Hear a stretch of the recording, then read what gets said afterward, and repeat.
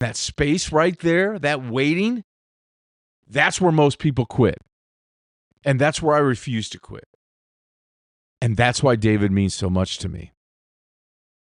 Now, David was anointed around the age of 15 to 17, but he didn't become king until he was 30. He waited about 15 years until he was crowned after his calling. Can you imagine having to wait that long? People think you're nobody, you're just a shepherd, but you know what's going to happen someday? His family probably didn't even believe it. Nobody believed it, except Samuel.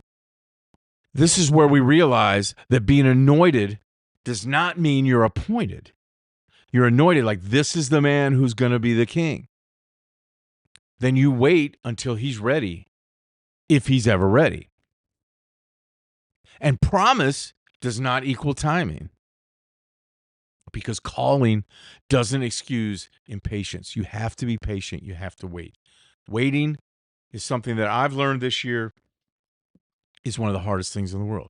You wait for a trial. You wait for things to happen, and things happen wrong, and you have to wait for them to get fixed. And then you have to wait so that I can see my daughter. You have to wait so that I can do these different things. But that's my fault. This part wasn't David's fault. Later, he has a lot of problems and a lot of faults, but this part where he's training, that wasn't, his fault that he had to wait that long. He just had to wait.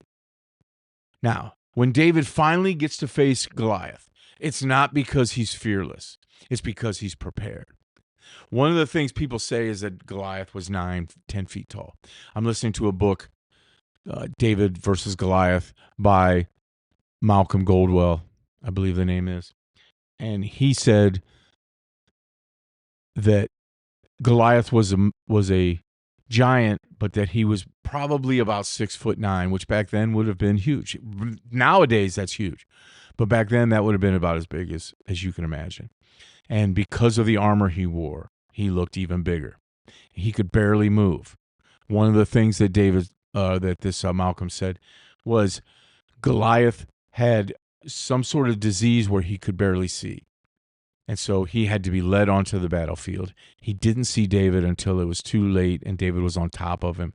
So Goliath was not this immovable object who was this great, amazing fighter. He could swing a sword, and he had big armor. Now, you also have to remember that a sling can throw stones up to 100 miles an hour.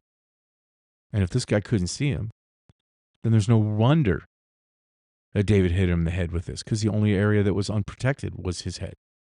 Saul tried to put his armor on David, but it didn't fit, so David refused it. He used the weapon he trained with in obscurity, that sling, slung that stone at him, hit him in the head. When he fell down, he took his own sword and cut his head off. Now, people called it luck, but what they didn't do was they didn't watch him train. They didn't know that he fought bears before, that he fought lions and done the same kind of thing with them. And that line alone, that people call it luck when they didn't watch you train, that could have saved me years earlier in my life. After this, David serves Saul.